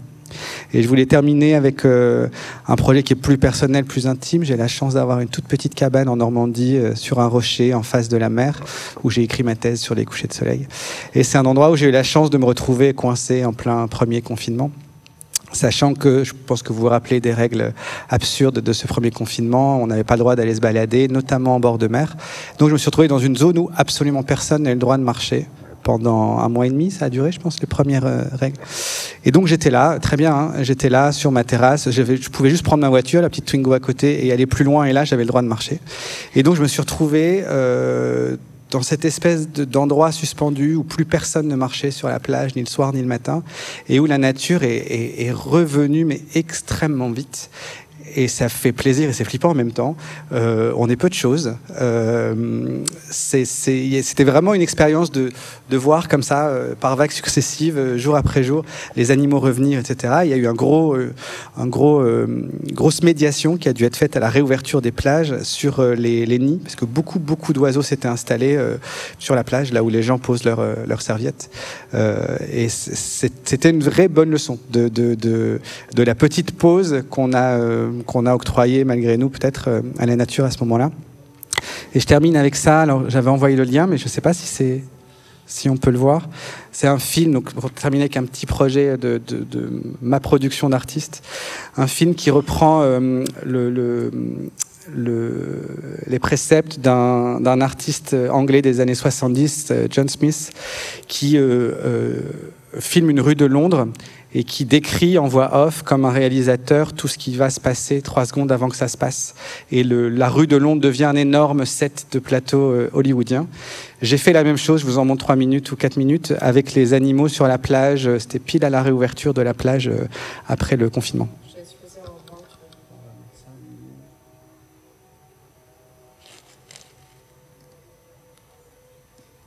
Mais il faut qu'on ait le son aussi, je suis pas sûr.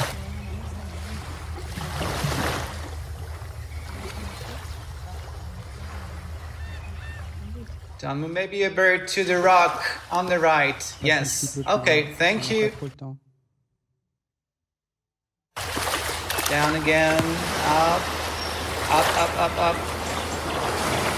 Down. Up. Go down. Down again. Down. Bigger wave and up. Nice one. Okay, thank you very much. For this scene, please, I want all the algae to not move. Please, it's very important. I want the rock to not move too. I want to see the reflection of the clouds on the surface. So please stay still. Don't move. Don't move at all. Nice. Yes, it's very nice. Don't move. I know it's hard, but don't move. Stay still. Don't move, please. Very dramatic scene. It's the crucifixion scene. I want the 3 cormorants on the stone. And crucifixion position. Yes, we want to see the cross in your back. We want to feel you suffering. Okay. Okay, can you straighten your wings a little more? The second one, can you show? Yes, yes, this way. Yes, very straight, very straight. Okay, you can rest a little. Can you do it together? Yes, very straight. Okay, okay, straighten your neck. Straighten your neck maybe. Okay, can shake a little the wings. Okay, okay, it looks very nice from here. Okay, thank you. On va être là, ça dure 10 minutes. Ça renvoie à un concept que j'aime beaucoup, Theatrum Mundi, une idée antique qui veut que le monde entier soit un théâtre, dont on est tous les acteurs, et la voûte céleste, le grand décor immuable. Et donc j'aime cette idée de nous penser comme ne faisant jamais finalement partie que ce grand théâtre du vivant. Merci, merci beaucoup. Maxime, tu nous as envoyé une photo de l'école des Beaux-Arts. Pourquoi? Pourquoi? Alors j'étais très intriguée. Pourquoi les enjeux de cohabitation humains-animaux? Enfin, moi j'ai été formée à Malaquais, donc ça me... Donc ouais, c'est l'école des Beaux-Arts de Paris. Et parce que en ce moment, avec deux collègues d'ailleurs naturalistes, on travaille sur un projet de cohabitation et de collaboration entre compétences et sur cet espace qui est bon, franchement, il n'y a pas grand-chose, il y a quelques petits espaces verts, mais l'idée c'était, je travaille avec une chercheuse intellectuelle qui s'appelle Estelle Zong-Mengual et qui travaille notamment sur les questions d'apprendre à voir le vivant dans les tableaux, mais aussi qui interroge notre regard en tant qu'être humain lambda, et notamment apprendre à voir le vivant en ville. Et là, elle a un projet qui est d'essayer de créer justement ces dispositifs d'hospitalité active pour le vivant au sein de l'école des Beaux-Arts par les étudiants et aussi par des artistes extérieurs aux Beaux-Arts, mais pas de n'importe où, pas complètement hors sol, et de les faire travailler avec des naturalistes, avec des écologues qui, eux, vont avoir une idée de ce qu'il y a, déjà leur donner une idée de ce qu'il y a sur le site, de ce qu'il pourrait y avoir aussi en théorie, et leur donner des grandes lignes, un peu, même en allant un peu dans le fou, de qu'est-ce qu'on pourrait idéalement faire dans cet espace pour le réensauvager tout en restant dans les cordes de ce qu'on peut accepter en ville. Mais avec du coup, comme ce réensauvagement, il est souvent perçu comme esthétiquement questionnant. En tout cas, tout le monde ne trouve pas que les herbes folles qui poussent partout, c'est beau, par exemple. Et donc là, il y a de joindre un acte artistique qui viennent compléter peut-être la brutalité de l'écologue et du naturaliste, qui viennent en tout cas s'y adjoindre. C'est l'objet de ce projet. Et donc là, on va imaginer c'est encore tout nouveau, mais c'est pour vous dire que c'est en cours et que, ça, à mon avis, ça gagne à être fait partout ailleurs, de mêler ces regards de l'artiste, de l'architecte, du naturaliste, de l'écologue. Et que là, on peut commencer, à mon avis, à imaginer des belles réalisations. Merci beaucoup, c'est hyper stimulant. Delphine, alors c'est pas de ça dont tu vas nous parler, mais c'est vrai que tu avais commencé ton travail d'enquête sur la place des animaux dans l'architecture et la ville par l'indésirable. C'est vrai qu'une des questions de cohabitation qui se pose, c'est aussi comment est-ce qu'on change et on décentre notre regard par rapport à celui que l'on nomme indésirable. C'est pas ce vers quoi tu vas aller, mais je pense que c'est important aussi de savoir que tu parles aussi par ce biais-là. Oui, totalement. Je voulais juste réagir parce que c'est là où se situe mon labo. Il y a aussi l'école l'ANSA Paris-Malaquais qui est aux Beaux-Arts. Du coup, j'étais pas au courant de ce projet et je trouve ça super. Oui, l'indésirable, pour moi, c'est surtout une question de connaissance de la nature. C'est-à-dire, quand on considère un animal indésirable, comprendre que c'est parce qu'il est potentiellement parasite factuellement pour nous, parce qu'il va nous piquer ou qu'il va nous mettre en danger. Mais quand il n'y a pas de danger, il n'y a pas de raison de tuer. Par exemple, les enfants apprennent à tuer avant de comprendre les insectes. Et ça, je pense qu'il faut vraiment... c'est par là que ça va changer. C'est de décentrer le regard et avoir un respect potentiellement... en tout cas, c'est mon point de vue de la vie. Et d'ailleurs, l'IPBES, qui est l'autorité mondiale sur l'évaluation de la biodiversité et des écosystèmes, qui est l'équivalent en fait du GIEC de la biodiversité, c'est un peu ce qu'ils nous disent dans leur dernier rapport qui date de juillet 2022. L'IPBES, en fait, ils étaient connus pour avoir été créés suite à la première évaluation mondiale en 2005, qui montrait en fait qu'on avait un taux d'extinction des espèces sans précédent dans l'histoire de l'humanité, et que c'était vraiment alarmant sur la santé des écosystèmes et leurs effets graves sur les êtres humains, tout simplement. Et après, l'IPBES avait sorti ce rapport en 2019 que je vous invite vraiment à regarder, en tout cas dans le résumé, avec ce chiffre énorme d'1 million d'espèces menacées sur 8 évaluées. Et voilà, en France, c'est des chiffres comme 14% des mammifères, 23%, enfin c'est des chiffres mais vraiment immenses et qui font peur en fait. Et en fait, on fait pas grand-chose, on fait des choses mais c'est pas assez. Et l'IPBES, justement, comme je pense ils ont constaté qu'il n'y a que 5% des études sur l'évaluation de la biodiversité ou existante qui influencent les décisions politiques, c'est trop peu. Ils font le constat qu'on sait déjà évidemment, mais ils le font de manière, on va dire, officielle, que les décideurs politiques privilégient un ensemble étroit de valeurs de la nature, axé sur le court terme et la croissance économique, ce qui contribue directement à la crise environnementale à l'échelle mondiale. Donc c'est des choses qu'on sait, mais le fait que ce soit dans un rapport adressé aux décideurs, en fait, j'ai l'impression que la seule manière qu'ils voient viable, c'est de changer de regard et de décentrer notre regard anthropocentrique pour aller vers d'autres formes de rapport à la nature et de valoriser, même dans la loi et dans nos actions, différentes typologies de valeurs. Donc là, on voit dans l'image qui était présente dans le rapport, une liste en fait de valeurs de la nature avec l'anthropocentrisme, donc où l'humain est au centre. Par exemple, quand on vit d'eux, on exploite quelque chose pour notre survie. Quand on a besoin de ressources, voilà, c'est d'un point de vue anthropocentrique. Quand on vit quelque part dans un paysage, c'est aussi anthropocentrique. Et après, on a le biocentrisme qui s'attache à des individus, c'est-à-dire par exemple quand on pense à la loutre à Nantes, on porte un regard biocentrique pour elle, mais il y a aussi l'écocentrisme, c'est-à-dire au niveau d'un écosystème, c'est pas forcément au niveau d'un individu, ça peut être au niveau de tout un écosystème. Et je trouvais ça super intéressant parce que maintenant on a les autorités mondiales qui vont chercher dans l'éthique environnementale, alors que on n'en parle vraiment pas assez en fait de cette éthique environnementale qui est essentielle dans notre changement de regard. Et c'est ça qui m'intéressait.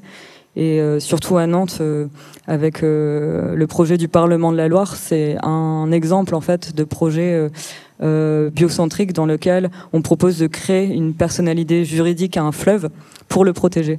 Et donc je pense que c'est ce genre de démarche vers lesquelles on doit tendre pour faire bouger les choses et protéger, mieux cohabiter. Merci beaucoup.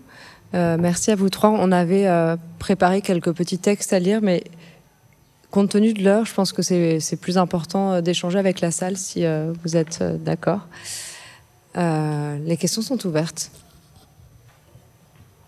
Bonsoir. Moi, j'avais une petite question. Vous parliez au début d'intégrer en fait la population, les habitants, justement à cette création et que le vivant devienne un lien. Je voulais savoir si vous pouviez un peu développer ce point-là et si vous aviez des exemples de projets qui, comme le D-Pave, qui permettent un peu ça.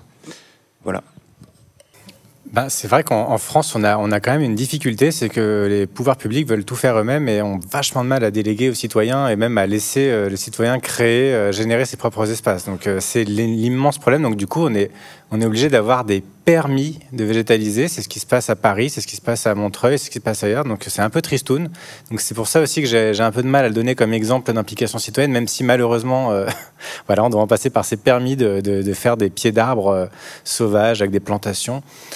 En ville, après il peut y avoir aussi, je pense qu'on peut aussi faire du D-Pave sauvage, quoi. Hein.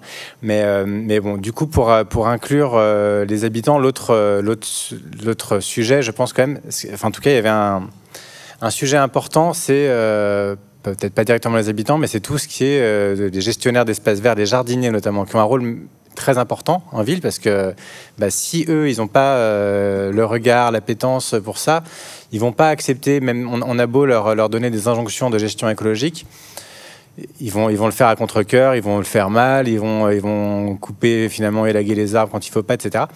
Donc, il y a vraiment... c'est absolument indispensable de recréer ces affects et en passant par l'observation, notamment par la connaissance, par la transmission. Donc c'est pour ça que pour moi l'exemple des sciences participatives dont je vous donnais, il est chouette, et il y a des programmes qui ont été aussi adaptés pour les gestionnaires d'espaces verts, par exemple sur les plantes en milieu urbain, qui s'appelle Florilège Prairie Urbaine, où non seulement on incite à faire de la gestion écologique des espaces verts à des jardiniers, mais en plus on les fait participer à des suivis derrière de la végétation qui pousse, avec au début des professionnels qui viennent les former. Et là, comme ça, ils peuvent voir concrètement qu'après quelques mois, quelques années, les effets de leur gestion, c'est pas neutre, quoi. Et là, du coup, ils se retrouvent ils se retrouvent clairement acteurs et co-responsables et coproducteurs. Et voilà. Et même au sortir de la ville, c'est un peu aussi la même démarche que moi je vous ai parlé vite fait en introduction de l'association Réensauvage et la ferme là, sur laquelle je travaille. Et d'ailleurs, j'avais envie de rebondir quand tu disais qu'on a envie que souvent les enfants ou tous, on va tuer les animaux comme ça, comme si c'était des indésirables dans nos habitations. Et là, nous, on a créé une association de plusieurs fermes, de 25-30 fermes. Et dans la charte, il y a qu'on n'a pas le droit de tuer ou d'arracher une plante ou de tuer un insecte si on ne l'a pas avant identifié. C'est rigolo, bon, ça force au moins à faire la démarche de se dire, bon, c'est qui cet être vivant qui m'embête là et que je vais potentiellement arracher. Et sinon s'inscrire dans une démarche de coproduction. C'est-à-dire qu'un agriculteur, il n'est plus un producteur, il est un coproducteur, et il assume qu'en fait, tout ce qu'il produit, en fait, il le coproduit parce qu'il y a un travail d'ingénieur du sol, de vers de terre, de plein de choses, de bactéries, de collemboles, de pollinisateurs. Et du coup, contribuer à avoir le même regard en ville, mais pour le coup un peu inversé, de co-hospitalité, de donner à chaque habitante ce rôle de gardien me paraît fondamental. Mais ouais, tant qu'on est dans un truc où on doit encore obtenir des permis pour végétaliser, c'est assez triste. Donc voilà, réensauvageons sauvagement la ville aussi. Ouais, j'ai une question pour Delphine, parce que tu nous as montré ces murs végétalisés que tu étudies, et je me demandais si tu regardais aussi la manière dont la structure réagit aux racines, à la présence de l'eau, aux insectes, et qu'est-ce que tu constates? Parce qu'on a beaucoup cette impression que l'eau, que les végétaux, que les animaux vont dégrader le bâti. Donc est-ce que c'est quelque chose que tu constates, que tu regardes? Est-ce que tu l'infirmes? C'est une question super intéressante parce que justement, je vais passer par autre chose pour répondre au final, je pense. Mais en fait, avant, les bâtiments, la dégradation des bâtiments, c'était un champ de recherche spécifique qui s'appelle la biodégradation ou la biodétérioration, et on regarde comment des organismes vivants vont détériorer des bâtiments et qui peuvent avoir des effets effectivement graves au bout d'un certain temps.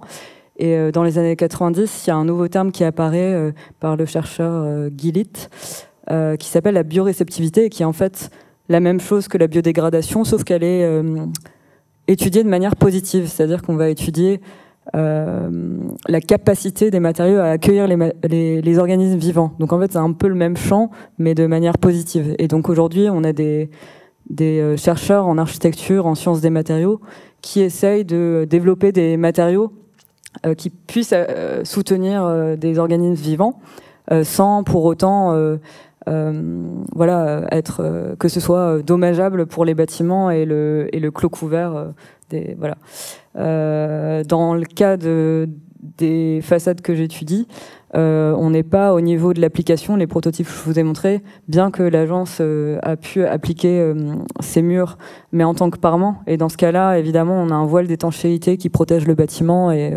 il ne devrait pas poser de problème particulier.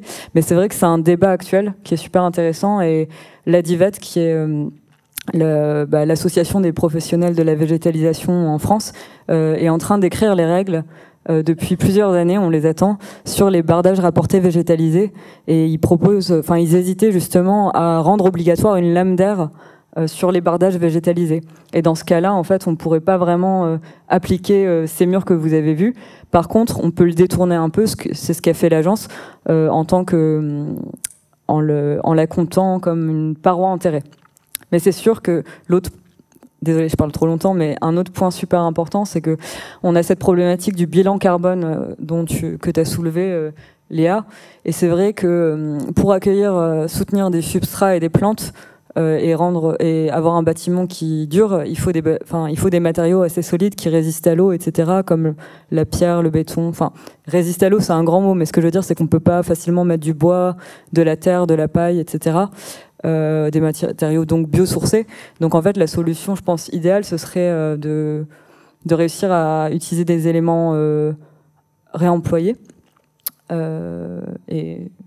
et aussi avoir des études coût-bénéfice pour voir si ça vaut vraiment le coup, effectivement, d'utiliser tout un tas de béton pour accueillir la biodiversité. Mais il y a effectivement une contradiction. Voilà. Je ne sais pas si j'ai bien répondu. Bonjour, vous m'entendez ou pas? Oui. En fait, moi j'ai une question un peu plus générale.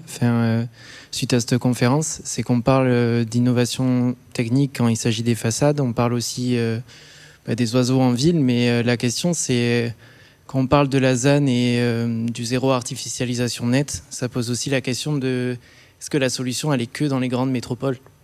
Et en fait, je me pose surtout la question, est-ce que la métropole elle est intéressante, mais est-ce qu'une planification à plus grande échelle, même nationale, est pas nécessaire à un moment donné? Parce qu'on voit très bien que les friches deviennent des points de tension, des zones de conflit en fait. Et ma question principale, c'est comment faire quand on raisonne sur la ville, alors que même quand on décentralise par rapport à Paris ou même toutes les grandes métropoles françaises, on voit très bien que le côté un peu plus rural, il y a aussi un écart de temps, de temporalité entre les décisions qui sont prises dans les grandes métropoles pour contrer la crise actuelle et dans les petites villes où en fait on suit quand même un schéma qui est établi depuis une dizaine d'années, qui a du mal à évoluer aussi. Je pense aux banlieues pavillonnaires qui continuent aussi à se développer dans des zones rurales. En fait, voilà, ma question elle porte un peu sur ça. Non, mais vas-y. Je commence, tu vas. Moi, en tout cas, ce dont j'ai parlé, pour moi, effectivement, j'ai donné des exemples de villes denses et de grandes métropoles parce que c'est là qu'il y a les plus gros enjeux de refaire venir un peu de vivant, là où dans le milieu rural, il y en a plein autour. Mais en fait, il y a beaucoup de choses qui déjà sont applicables dans les villages, dans les petites villes, et surtout, il y a beaucoup de choses qui se font. Je ne suis pas tout à fait d'accord avec toi sur le fait qu'elles seraient à la traîne, ces villes ou villages, ça dépend. Et là, du coup, j'en profite, tu me tends une perche pour quelque chose dont j'ai oublié de parler, que je vous invite vraiment à aller consulter. C'est quelque chose qui s'appelle le concours Capitale française de la biodiversité. Ce sont mes anciens collègues à l'Agence régionale de biodiversité d'Île-de-France qui s'en occupent depuis plus de 10 ans. Et en fait, ça consiste à aller chaque année recueillir, en gros, il y a un questionnaire qui est accessible à toutes les villes, et les villes peuvent candidater à ce statut de capitale française de la biodiversité. Et chaque année, il y a un prix capitale, et puis il y a ensuite un prix par catégorie, et notamment un prix qui va inclure qui va être pour les villages de moins de 2000 habitants. Il y a un prix pour les intercommunalités rurales, un prix pour les interco urbaines, puis pour les grandes villes, puis pour les métropoles. Et du coup, il y a un recueil extrêmement riche de tout de toutes les bonnes idées qu'ont eues les villes, indépendamment les unes des autres, depuis 10 ans, et qui est publié chaque année, qui est mis en ligne, qui est gratuit, accessible. Et moi, à chaque fois, je n'en reviens pas de l'inventivité. Et pour le coup, là, vous verriez que dans les villages, il se passe des choses assez dingues. Là, je sais que cette année, c'est de mémoire la métropole de Rouen qui a remporté le prix, parce qu'ils font pas mal de choses, mais il y a eu un prix village pour un petit village de la Haute-Marne. Il me semble, là, le thème, c'était l'arbre. Chaque année, il y a un thème différent. Mais là, c'était pour comment ils ont notamment travaillé au maintien de tout leur vieux patrimoine arboré, enfin, de tous leurs vieux arbres. Et aussi, ils ont réussi à... Enfin, bref, je me souviens plus du détail, mais en tout cas, je vous invite à aller voir ça. Il se passe beaucoup de choses. Sinon, je vous rejoins complètement sur l'aspect nécessité de démétropoliser. Mais là, on pourrait ouvrir un nouveau débat pendant 2 heures, quoi. Et je ne sais pas si j'ai bien compris aussi la question, mais je pense que c'est important de le dire quand même. Mais il y a aussi, face à la question de la densité, au besoin de construire, évidemment, je pense qu'on n'a pas autant de... En tout cas, il y a des études qui montrent qu'on n'a pas autant besoin de construire qu'on le pense, notamment à cause de la vacance. Et je pense que ça passe par des réponses politiques, de partage du territoire déjà entre humains, pas que interespèces. Voilà. Et je voulais juste souligner ça. Merci beaucoup. Ce sera le mot de la fin, le partage du territoire entre espèces, dans la même espèce. Merci beaucoup à vous toutes et tous pour votre attention et merci encore à nos invités.